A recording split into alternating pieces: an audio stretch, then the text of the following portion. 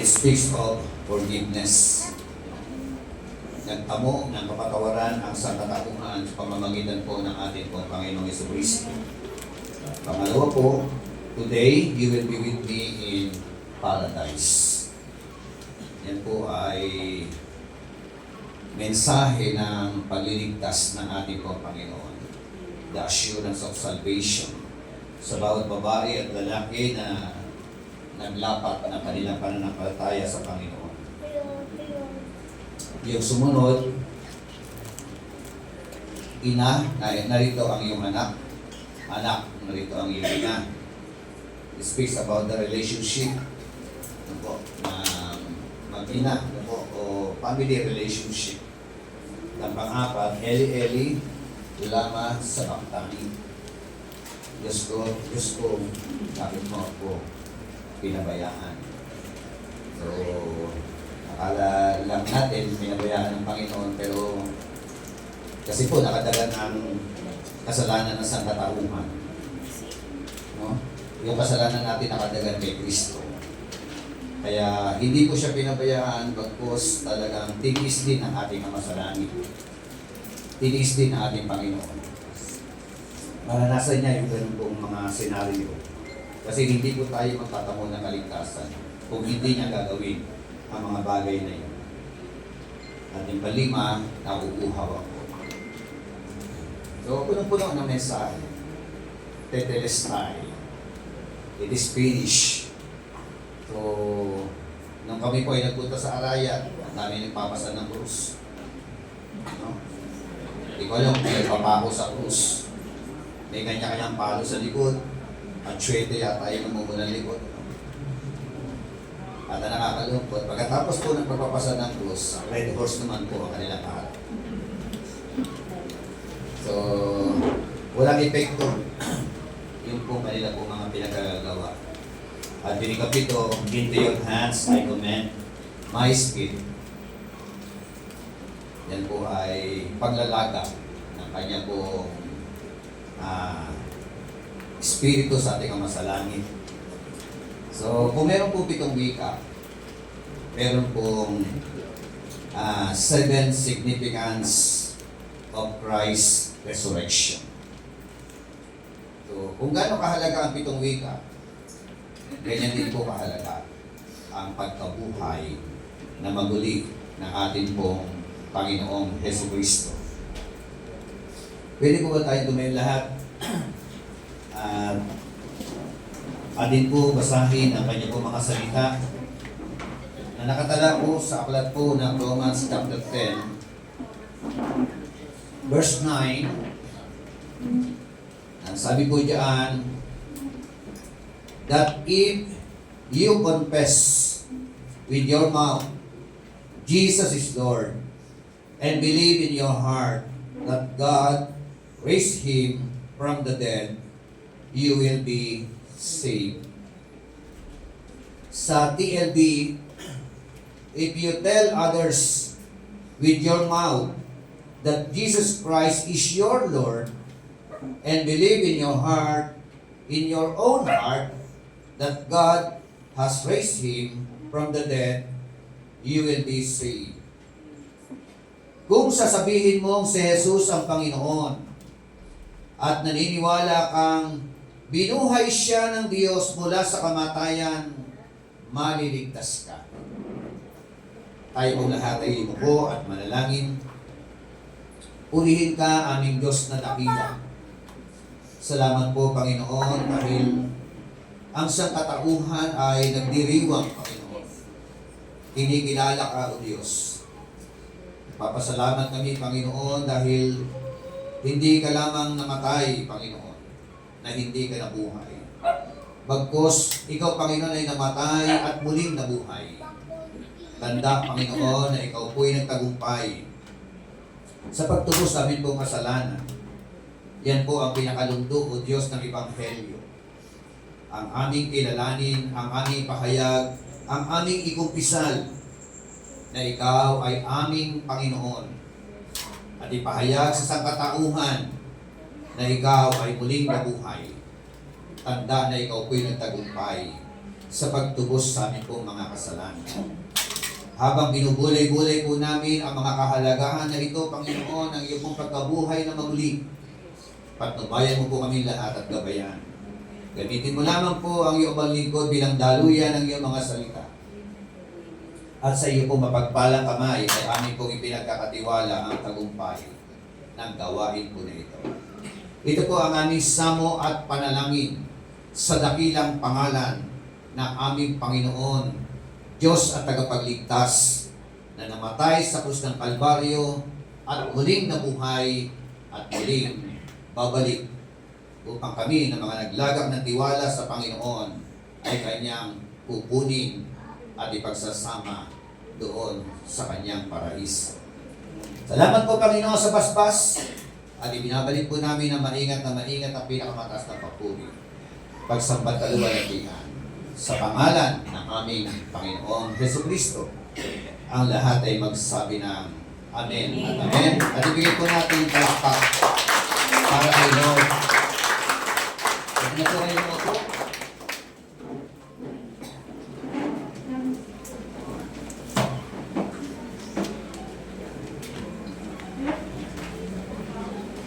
First time magagamit dito. 7 significance of Christ's resurrection. Pag sinabi pong significance, it is all about the quality of being worth for attention. Yan po ang ibig sabihin ng salitang significance. The quality of being worth for attention. Mga bagay na hindi dapat baliwalain. Mga bagay na dapat nating paglaanan ng matinding pagpapahalaga.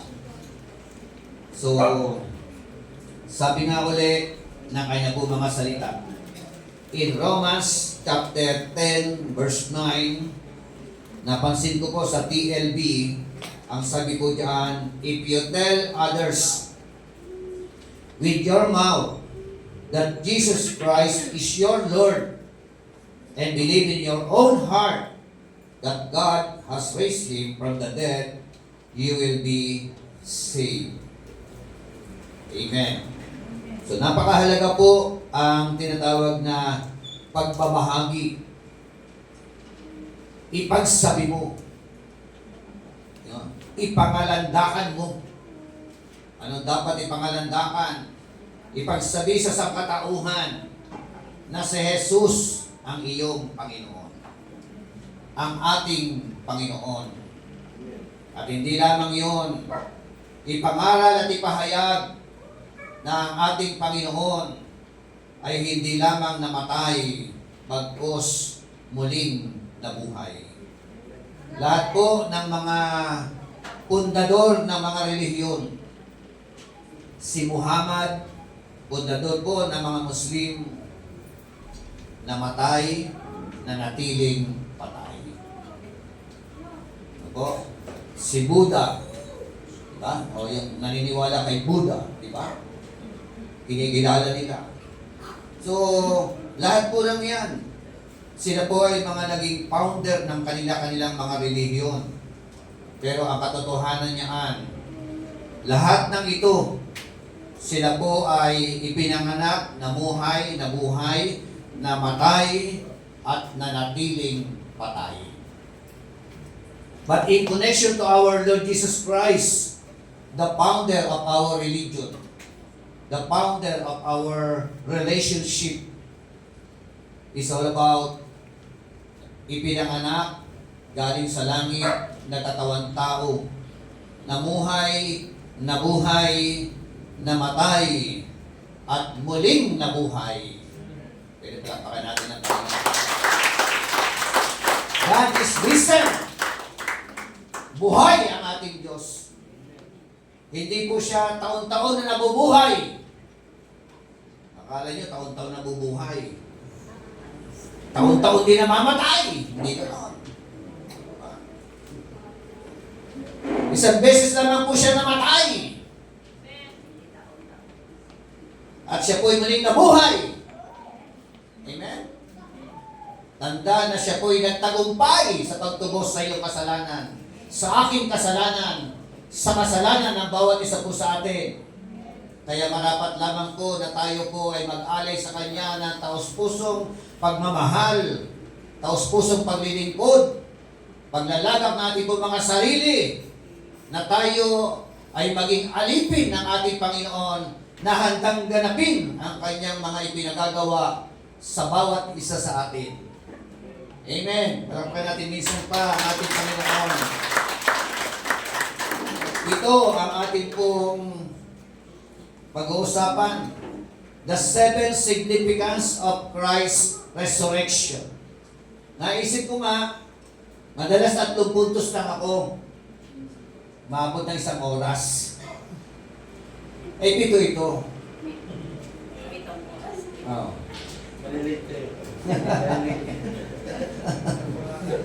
Pwede ba 2 oras to? Baka naman humigit ang mga pwede nyo dyan, ano? Pero hindi po. Pilitin natin na matapos ng ayos. At huwag na umabot ng 2 oras. Basta maibahagi natin yung pinakalundong nito, no? Pinaka-climax. Kung ano dapat natin malaman. What are the 7 significance of Christ's resurrection? Ano po ang 7 kahalagahan? Mahalagang mga bagay patungkol po sa pagkabuhay na maguli ng ating Panginoon. Sabi nga po, the bottom line concerning the message of the cross, relying on Christ's resurrection. Ang pinakalundok ng mensahe ng krus ay nakaangkla, nakarely sa pagkabuhay na maguli ng ating Panginoong Hesukristo. Kung hindi nabuhay ang ating Panginoon, ang mensahe ng krus ay walang bisa, walang silbi. Pero ang mabuting balita, no? Yung namatay sa krus ng Kalbaryo, siya po ay muling nabuhay. Kaya ang mensahe ng krus ay napaka-significant, napakahalaga. Kung gaano kahalaga ang mensahe ng krus, ganyan din kahalaga ang pagkabuhay na maguli ng ating Panginoong Hesukristo. Kaya sabi mo sa katabi mo, ipagsabi mo yan. Ipangalandakan mo yan sa pamamagitan ng iyong mga labi at sa pamamagitan ng iyong buhay. Diba? Sa pamamagitan ng ating pamumuhay na makita ng sangkatauhan ng mga tao na ang Diyos na ating pinaglilingkuran ay buhay. Buhay na buhay sa ating mga buhay. Amen. Glory to God. Point number 1. Una, the first significance of Christ's resurrection, it affirms to us that Jesus is truly the Son of God. Amen? Not just only the Son of Man, but truly the Son of God.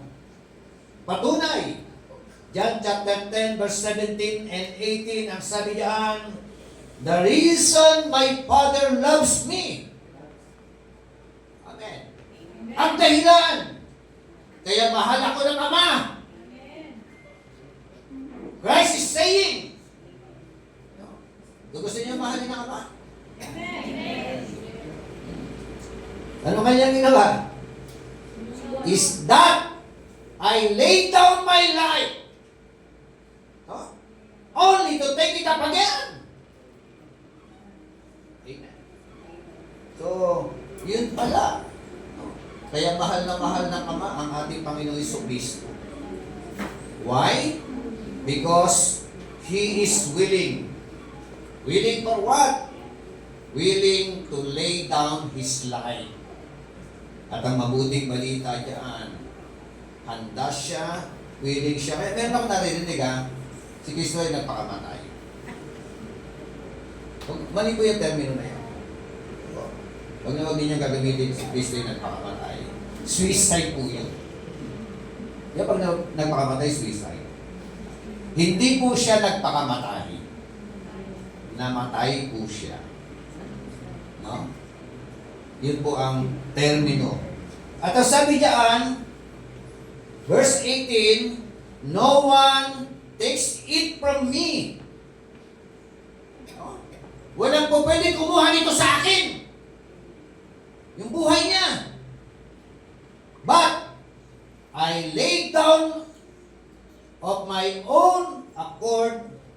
I have authority to lay it down and authority to take it up again. This command I received from my Father. Amen. So, yun po ang unang-unang kahalagahan. Pwede naman na hindi siya mamatay. At alam niya po na siya po mismo, no, talagang sinurrender niya. Sinuko niya, ibinigay niya ang kanyang buhay, ang kanyang sarili, alang-alang sa sangkatauhan. At ikaw ang isa sa beneficiary. Amen. Palakpakan po natin. Pangalawang kahalagahan, it verifies the truth of the Scriptures. Salmo 16, talatang 10, propesya. At ang nag-prophesy ay walang iba kundi si Haring David. Sa kanyang kapanahunan, 100 taon nung pinaprophesy niya ang mga bagay na ito. Na sabi po ng awit 16, talatang 10, because you will not abandon me to the grave, nor will you let your Holy One see decay. Amen. Sabi ron, dahil diyan, hindi mo hinayaan na ako ay malagak doon sa libingan. At doon sa libingan ay makaranas ng pagkabulok. Sino tinutukoy ni David? Siya ba ang tinutukoy niya?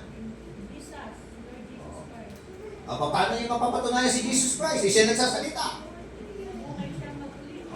Siya nagsasalita. David was talking. Nasabi niya, because you will not abandon me to the grave, nor will you let your Holy One see decay. Diba? David was talking. Tapos yung kasunod, prophesying by David. Propesya ni David, sabi po niyan. So, ang katotohanan po niyan, hindi po talaga siya ang kanyang tinutukoy. Kasi ang sabi roon, hindi mo hahayaan na manatili ako sa libingan o makaranas man ako ng pagkabulok. Meron palang tinutukoy ang David. Propesya ni David sa Lumang Tipan, but it is referring to our Lord Jesus Christ. Patunay na hindi si David yun. Aklat po ng mga Gawa, Kapitulo 13, talatang 35. Ito po ang ating pong mababasa. The fulfillment ng propesya ni Haring David. Chapter 13, verse 35 hanggang 37. Ito po. At sinabi rin niya sa iba pang bahagi, hindi mo hahayaang makaranas ng pagkabulok ang iyong banal. Nang maisagawa na ni David ang kalooban ng Diyos para sa kanyang kapanahunan, siya'y namatay at inilibing sa piling ng kanyang mga ninuno at siya'y dumanas ng pagkabulok. Amen. Subalit, ang muling binuhay ng Diyos ay hindi dumanas ng pagkabulok.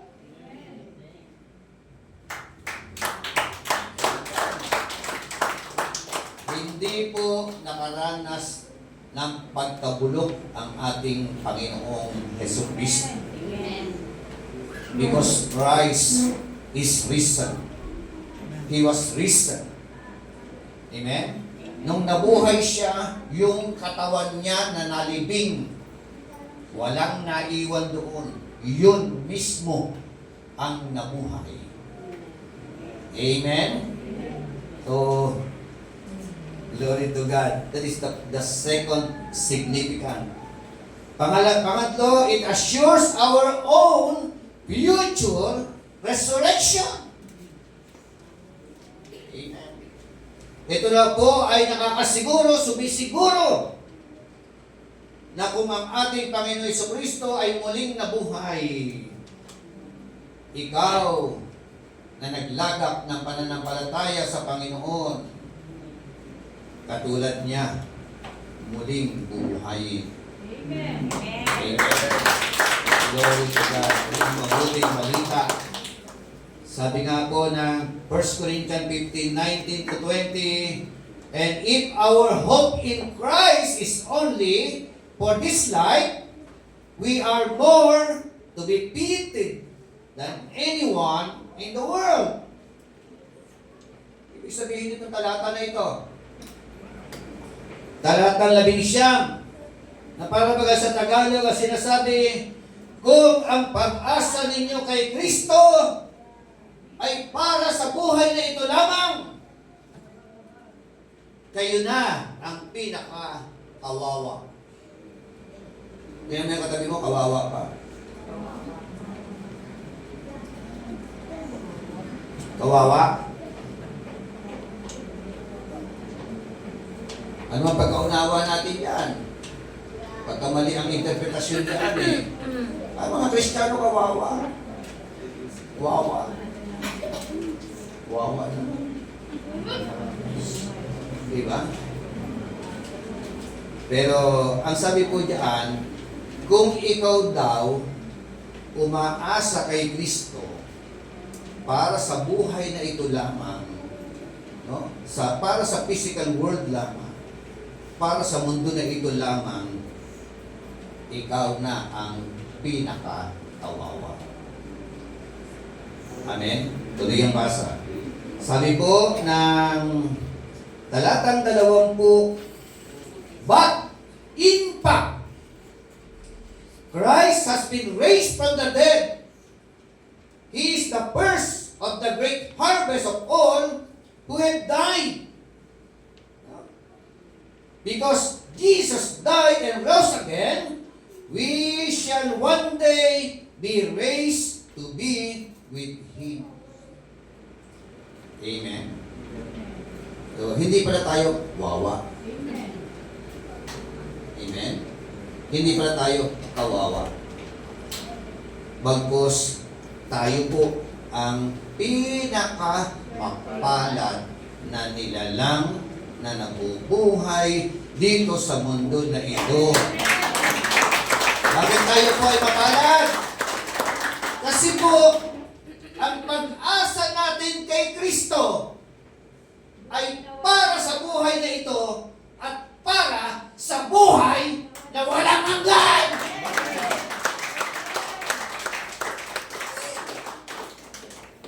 Pag umasa ka kay Kristo para dito lang, kawawa ka. Pero ang mabuting balita, meron po tayong pag-asa na hinaharap. Diba? Umasa tayo kay Kristo habang nabubuhay tayo dito sa mundo na ito.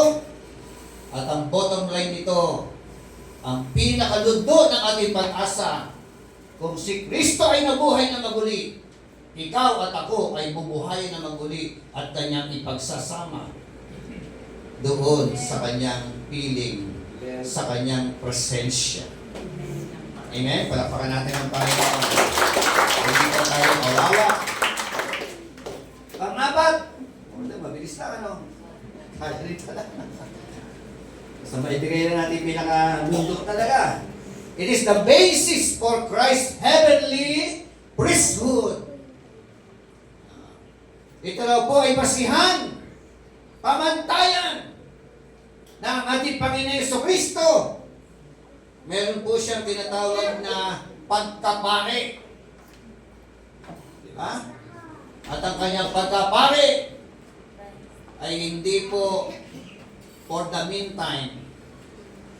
Bagkus ang pagkapari ng ating Panginoon Jesucristo ay hanggang doon sa langit. Amen? Hebrews chapter 7 verse 23 to 25. Now there have been many of those priests since death prevented from continuing in office. Amen? Yung mga pare, mga priest, mga Levitical priesthood, nagiging pari lamang po sila habang sila po ay mga nakabubuhay. Meron pong limitasyon ang kanila pong pagiging priest. As long as they were continually live here on earth, pari sila. Pag namatay, hindi na pari. Amen? Ang kanilang gampanin, limitado lamang. Lahat tayo, limitado ang buhay natin. Whether we like it or not. Trabaho mo bilang tatay, bilang nanay, bilang pinuno ng organisasyon ng simbahan, bilang ministro, everything, no? Magagampanan mo lang yan as long as you continually occupy space here on earth. Amen? Limitado. No? Mayor ka man, congressman ka man, presidente ka man, ano man ang mga tungkulin na iniatang sa iyo ng ating mapagmahal na Panginoon. Whether you like it or not. May takdang panahon, mawawala sa iyo yan. Amen. Amen. Pero ang ating pong Panginoong Jesucristo na nabuhay na muli, no? Siya po ay umakyat doon sa langit. At pagdating sa langit, siya po ay pari magpakailanman. Amen? So, yun ang ating po pinag-uusapan. Wala po pwedeng maging bida sa iglesia na ito, kundi ang ating pong Panginoong Jesucristo. Siya lamang po ang may kakayanan, siya lamang po ang nagsakripisyo upang ikaw at ako ay magtamo ng kapatawaran sa ating pong mga kasalanan. Palakpakan natin ang ating Panginoon!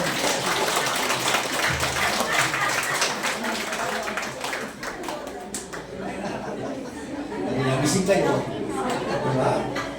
Tama? Nagising. Kasi narinig ko, may nakapipit eh.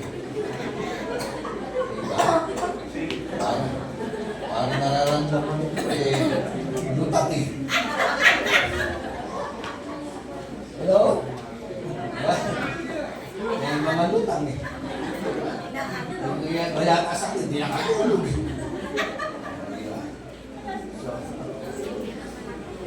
Amen? It is the basis for Christ's heavenly priesthood. Sabi nga, but because Jesus lives forever, He lives forever, He is risen, nabuhay ang ating Panginoon. He has a permanent priesthood. Amen? Permanent. Ito yung Sabi nga ng 25, therefore, He is able to save completely those who come to God through Him. Amen. Why? Because He always lives to intercede for them. Amen. Diba nakamit nyo ng Delpo? Palakpakan natin si Lord. Pag may Delpo, sabi ko, galing sa Delp 3. Kasunod, Delp 5. Tama. Concluding sentence. Therefore, He is able. Sabi mo, He is able. He is able. Diba? Kayang-kaya niya. Ano yung kayang-kaya niya? For you, for me, for us. To save completely. Amen. Diba? Ito eh, hindi kulang-kulang. Diba? Sa ibang pananampalataya, kulang-kulang. Sa ibang pananampalataya, hindi nila alam, kumigtas sila eh. Diba? Hindi mo alam yun. Tanungin mo, ano yung ligtas ka? Ewan ko. Maybe. Siguro pag mabait ako. Siguro pag ganito. Hindi eh. Dito po, very, very clear that He is able to save completely to whom? Sino? Kanino? Sino yung completely na maliligtas? Sabi ito, those who come to God through Him. Amen. Those who come to God through our Lord Jesus Christ. Hindi sinasabi lang, those who come to God directly.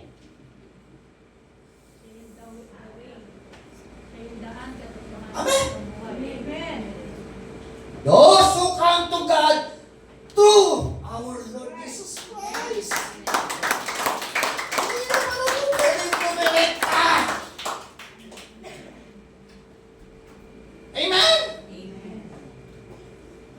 Yan 14:6, I am the way, the truth, and the light. No one can come to the Father except by me. Si Jesus sabi, daan ka sa Kanya. Hindi na tayo kay Maria. Hello? Hindi na tayo kay Pablo, kay Pedro, o sa mga santo. Tama? Yan ang sabi ng Bible. Hindi ako. Binabasa ko lang. Amen? Pinapaliwanag ko lang. Sabi, those who come to God through Him. Bakit? Because He always lives to intercede. For them. Amen. Amen. Palapalan natin si Lord. Apat na. Hindi mo na tayo. Hindi na lang. It is the proof for future judgment. Proof. Patunay. Patunay ng alin? Na meron pong paghatol na darating. There is a future judgment. In Acts chapter 17, verse 29 to 31, sabi po dyan, therefore, ayun na, may therefore na naman. Ang daming therefore sa Bible, no? Since we are God's offspring, so, sino po yung mga offspring ni God? Mga anak ng Diyos. Amen? Pumalakpak po yung mga anak ng Diyos. We are God's offspring. No? Tayo ay mga anak ng Diyos. So, we should not think. Huwag mo raw isipin. Huwag mo raw namnamin. No? Huwag mo raw ilagay sa iyong kokote that the divine being is like gold or silver or stone, an image made by man's design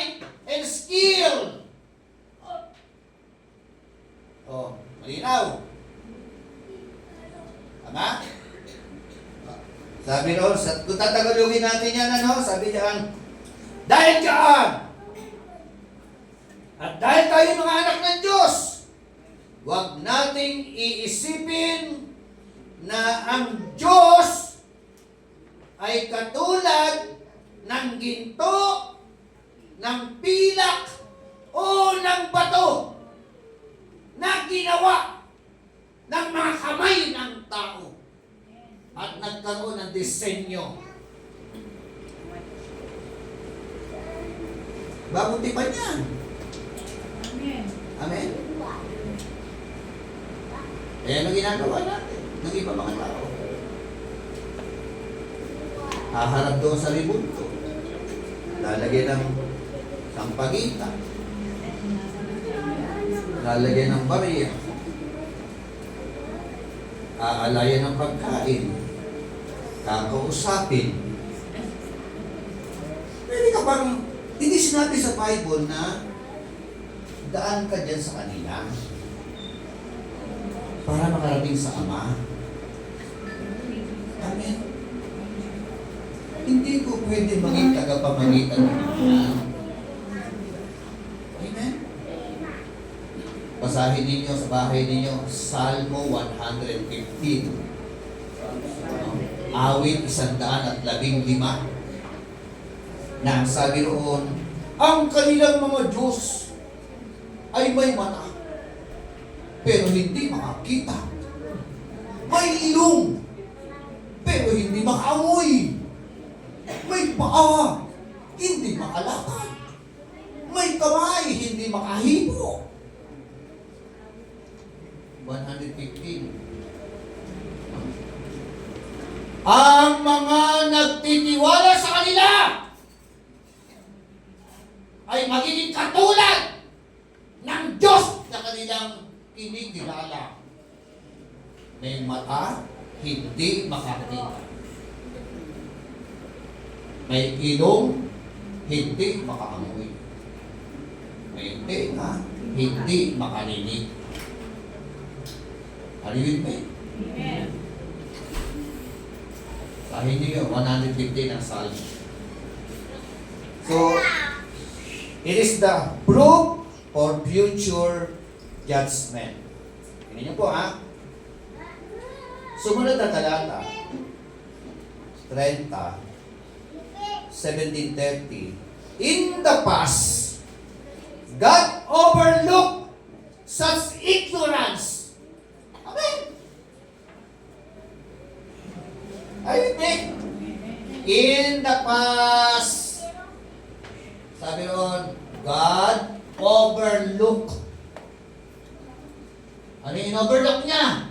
Yung pagiging ignorante ninyo. Amen. Lahat tayo galing yan eh. Kami nga, dami rin namin mga remoto. Tama ba? Dami namin mga idol worship, mga images. Ang good news, nakalaya tayo doon.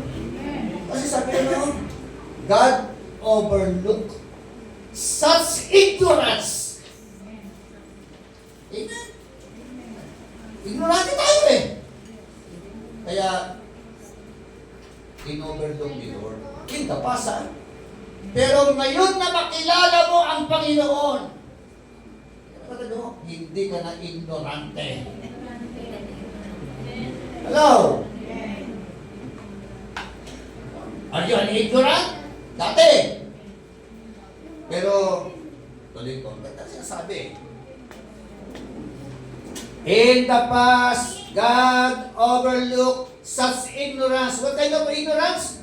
Doon yung sumamba doon. Na inakala nila ang divine being, gawa sa kahoy, gawa sa silver, sa bato, sa ginto.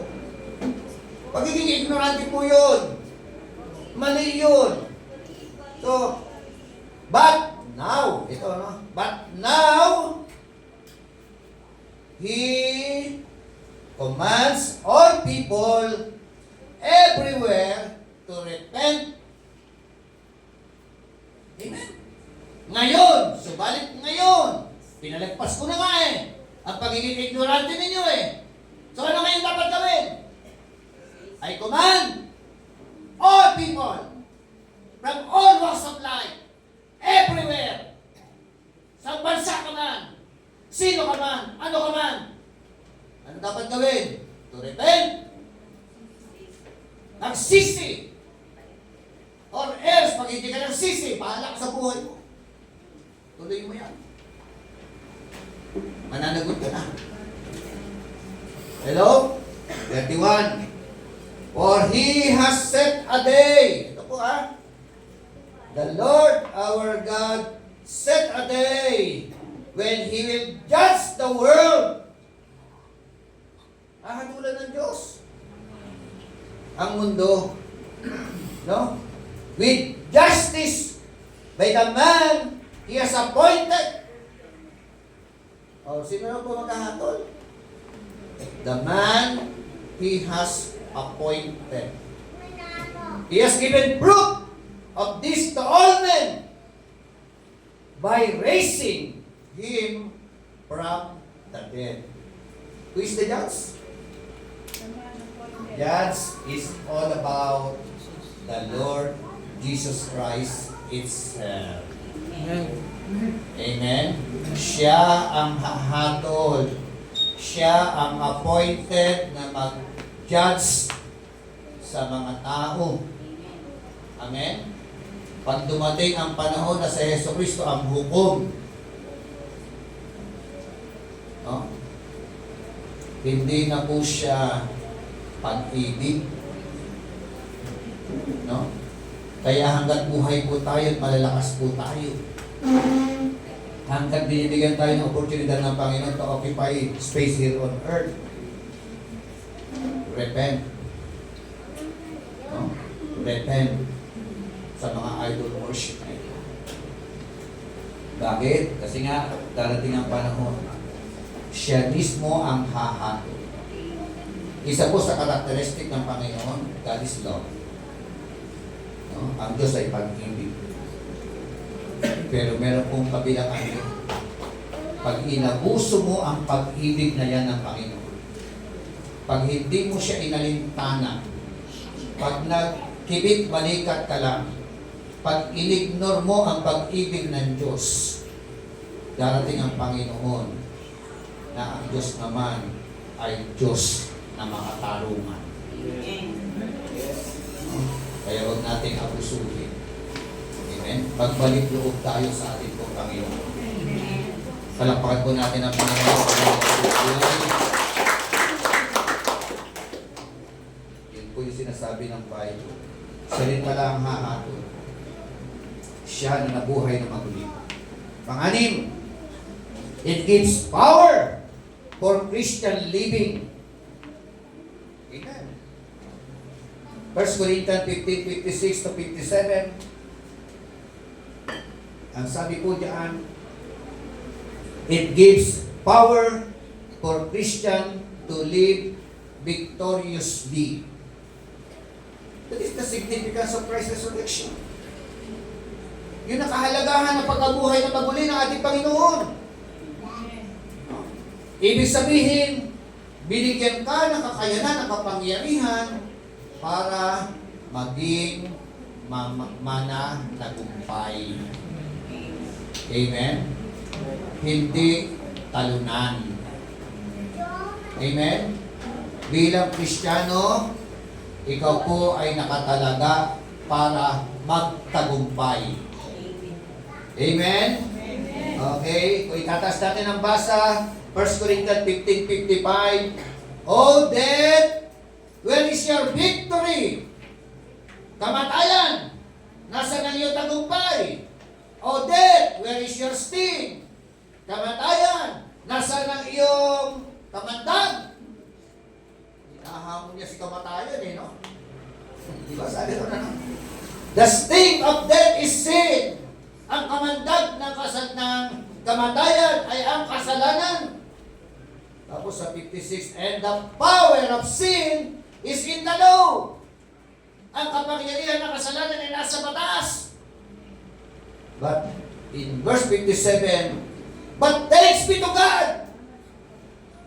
Salamat sa Panginoon who give us victory. Hallelujah. Mananagumpay ang ating Diyos. At dahil mananagumpay ang ating Diyos, ang mga naglagak ng tiwala sa Kanya ay kasama niyang mananagumpay. Amen. Amen? Sabi mo, hindi ka talunan. Amen? Huwag ka na magsusugal. Ha? Hindi ka talunan. Ikaw ay mananagumpay. No? Mananagumpay. No? Pati sa kamandag ng kasalanan mananagumpay mo tayo. Kaya masabi, but thanks be to God who give us victory through our Lord Jesus Christ. Amen. Kaya dahil doon, sumunod naman ang 1558, finally, brethren, be steadfast, unmovable, always abounding in the work of the Lord. Always abounding in the work of the Lord. For as much as you know that your labor in the Lord is not in vain. Okay. So, anim na po yung kahalagahan ng pagkabuhay na maguli ng ating Panginoon. Then 7 last word, 7 significance, isa na lang. Pang-pito, it assures our future inheritance. Wow! Sinisiguro daw po. May kasiguruhan Amen. tayo na ikaw ay magmamana. Amen. May pamana ang Diyos sa bawat isa sa atin. Amen. Mamanagin natin ay ang langit na bayan. Glory to God. Sabi po ng 1 Peter 1:3-4, all praise to God, the Father of our Lord Jesus Christ. It is by His great mercy that we have been born again, because God raised Jesus Christ from the dead. Amen. It is by His mercy that we are all experienced born again. Bakit? Kailan? Wala makakaranas ng born again kung si Jesus po ay nanatiling patay at hindi muling nabuhay. Amen? Now we live with great expectation. And we have a priceless inheritance. An inheritance that is kept in heaven for you. Amen? Pure and undefiled, beyond the reach, because we have a living hope, so we can experience hopeful living. Ito ang sinasabi. Diba sa katabi mo, tagapagmana ka pala. Kaya, meron mga grupo ng pananampalataya, binibenta yung langit per square meter. Meron pang delentera. Kalahin mo yun? Ano ka naman nila ibenta yung langit? Marami mga bumibili. Diba? Yun sa YouTube, meron pang grupo ng gano'n. Ang dami na nagpa-reserve.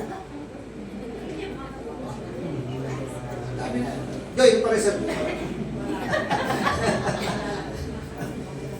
Diba? Hindi. Actually, hindi mo kailangan magpa-reserve. Mayroon ng ni-reserve o pin-reserve ang Diyos sa bawat isa sa atin. Ito niyo po yung inheritance, ano? Ito po yung pinaka-great expectation natin. Pag sinabing great expectation, matinding expectation. Paghahangad. Matinding paghahangad. Great expectation. Ano yun? Meron kang priceless inheritance. Wow! Priceless. Hindi natin alam kung gano'ng kahalaga yan Ano pa? Inheritance. Heritage that kept in heaven. Oh, for you. For you. Malungkot, ano? Hindi pa sa atin kubo lang ang bahay, di ba? Kahit kubo ang bahay mo dito sa lupa, doon sa langit, meron kang mansion. Amen. Amen? Kung nahihirapan ka dito, meron kang lugar doon sa langit. Inheritance that kept in heaven for you. Aminin mo yun. Ha? At ano po yung lugar na yun? Pure and undefiled. Puro. Amen. At yung sa Tagalog, undefiled, hindi nasusunog. Diba? Hindi malilindol. Hindi mababagyo. Pure yun eh. Diba? May pure gold ka pa doon. Diba? Beyond the reach of change and decay. Ano sabi no? Beyond the reach of change and decay. Amen? Kahit gano'ng kaganda sasakyan mo ngayon, 5 years from now, luma na. Ibahay mo na pagkaganda-ganda na yun. Diba? Oh. 10 years from now, isang nga nagagawa lang, nag-iba na eh. Diba? Yung pagmumukha mo na, diba? Pagkaganda-ganda ngayon, bukas makalawa, decay na. Diba? Oh. Lahat ng meron tayo. For the meantime lang yan. Amen? Pero yung piniprepare ni Lord sa atin, walang pagkabulok.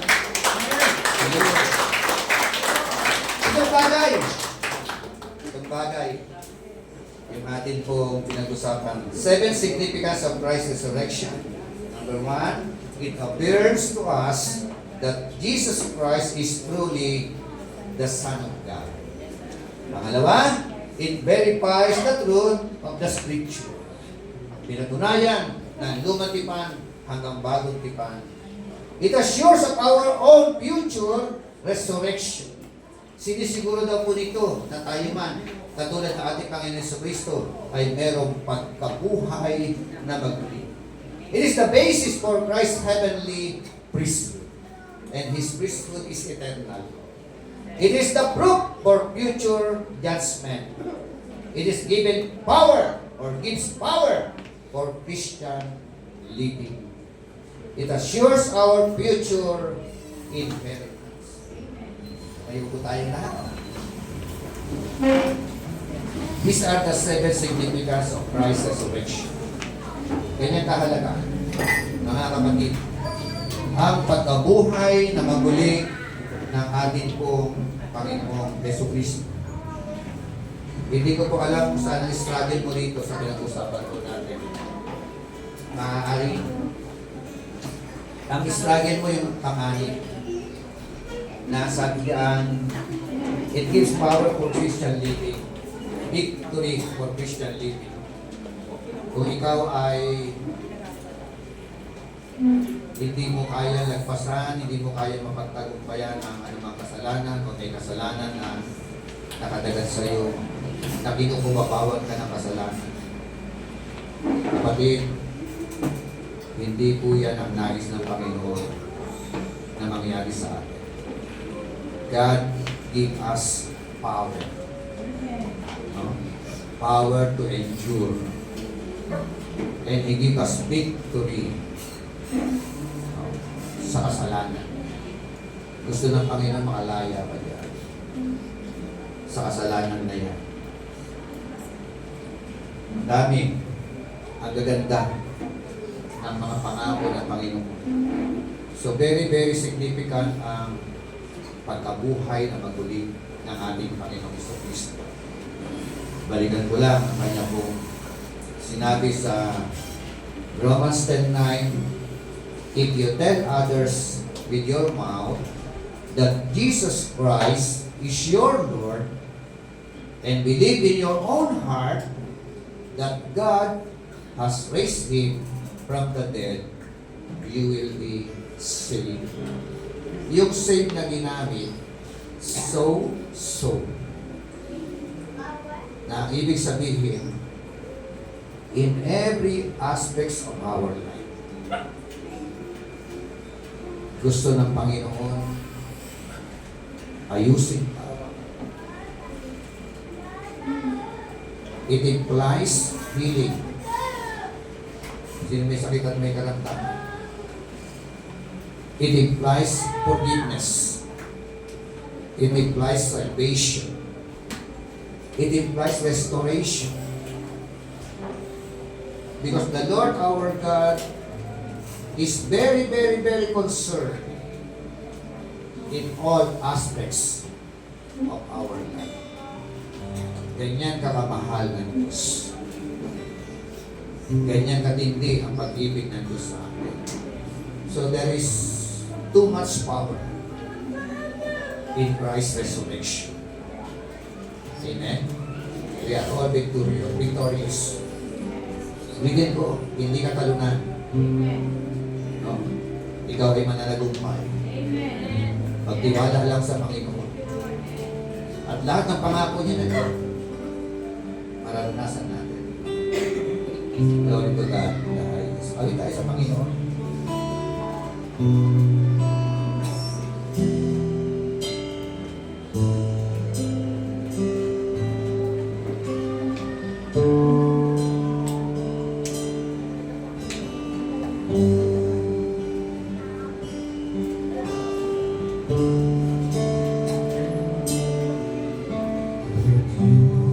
Diyos, ibig mo'y ganap, biyaya mo'y hindi Taas po natin yung mga kamay sa presensya ng ating Panginoon. Damit po natin ang awit. Nagkasang wagas, Glory to God.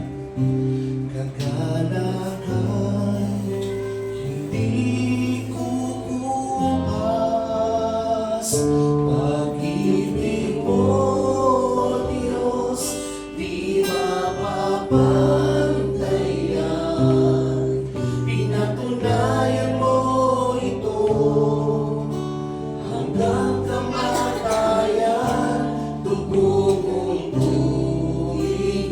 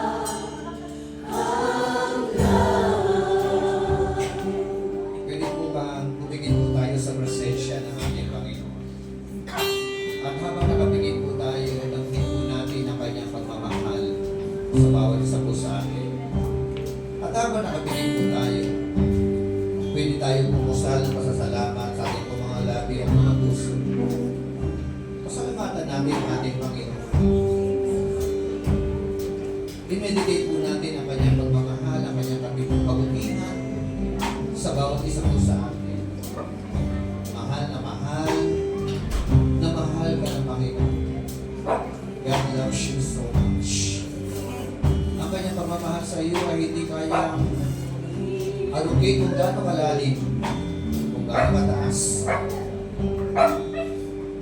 matindi ang pagmamahal ng Panginoon sa atin. Hallelujah. Pwede bang himnal, ano yung pusulan natin ang makipag-usap sa ating Panginoon? Glory to God.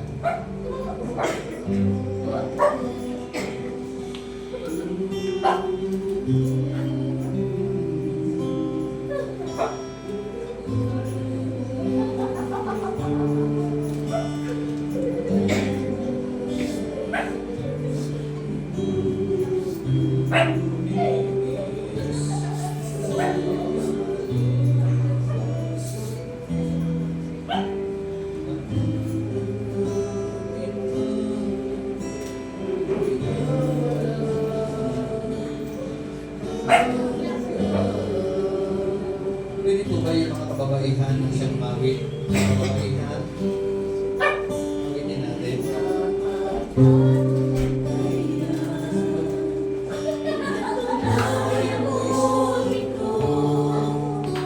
hanggang kamatayan, dugo mo'y tumigis, dalay kaligtasan.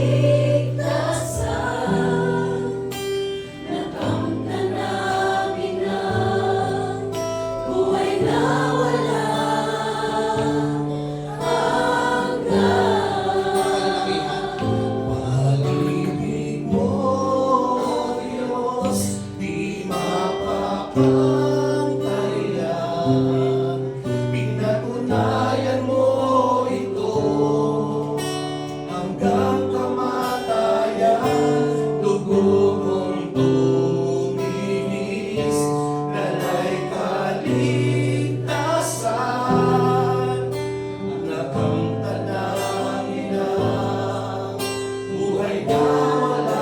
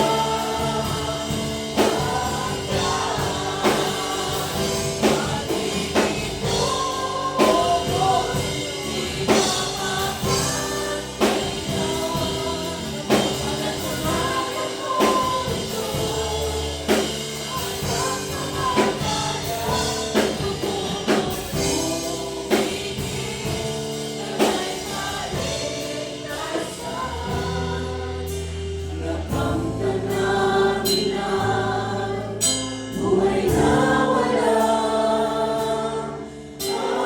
The Bible says, for God so loved the world that He gave His only begotten Son, that whosoever believe in Him should not perish, but have an everlasting life.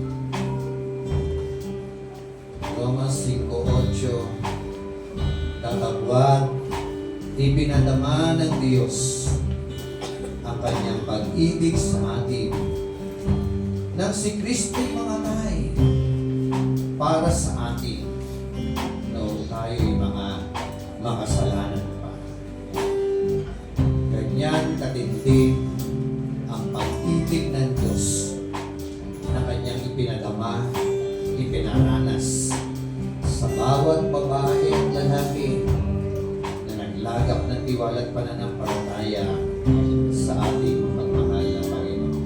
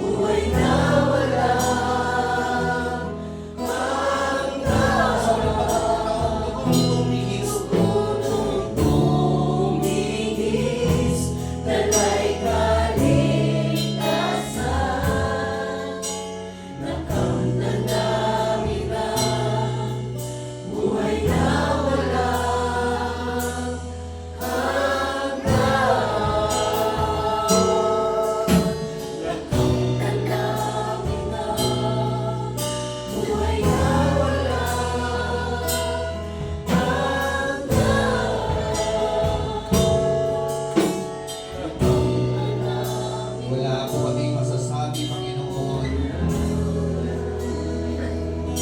kundi ang aming ibulalas, ang aming mga damdamin ng taus-pusong pasasalamat. Salamat po! Salamat po! Sa walang hanggang pag-ibig po, Panginoon, na ipinaranas po sa bawat isa po sa amin. Salamat ng marami, Panginoon, sa iyong sakripisyo na ginawa alang-alang sa amin, Panginoon. Salamat po. Dahil kung hindi ka nagsakripisyo, Panginoon, wala kaming kapag-asa. At kami pabulusok na impyerno para sunugin, Panginoon. But thanks be to God from the bottom of our hearts. Hayaan mo po, Panginoon, na ito po ay amin po mapatunayan habang kami mga nangabubuhay sa mundo na ito. Paglingkuran ka namin ng buong puso, buong lakas, buong pag-iisip. Hallelujah. Palakpakan natin ang Panginoon.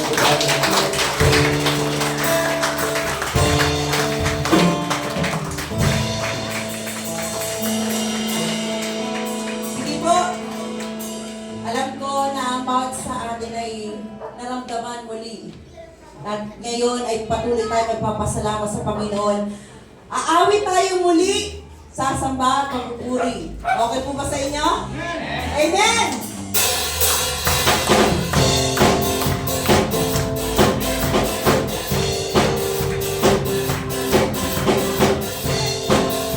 Patuloy tayo magpasalamat sa Panginoon.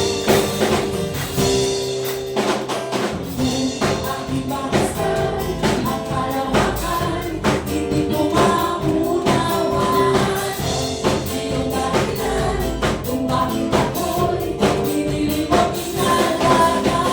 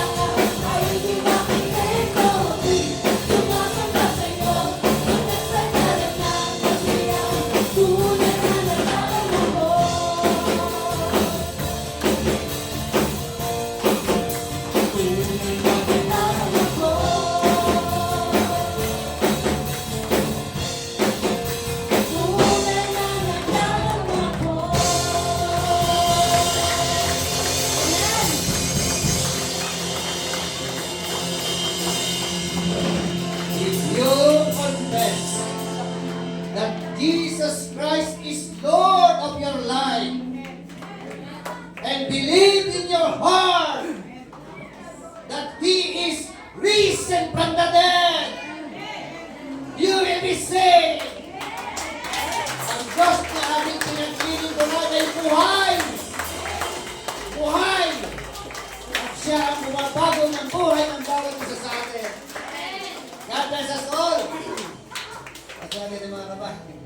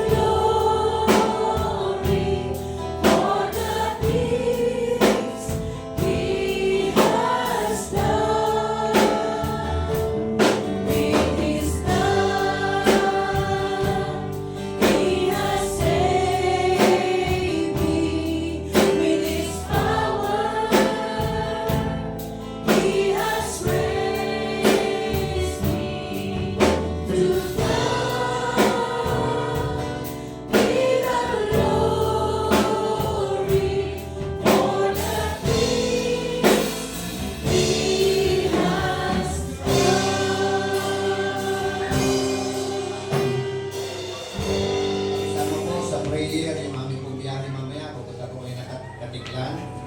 O, isang linggo po kami doon, mag-mission.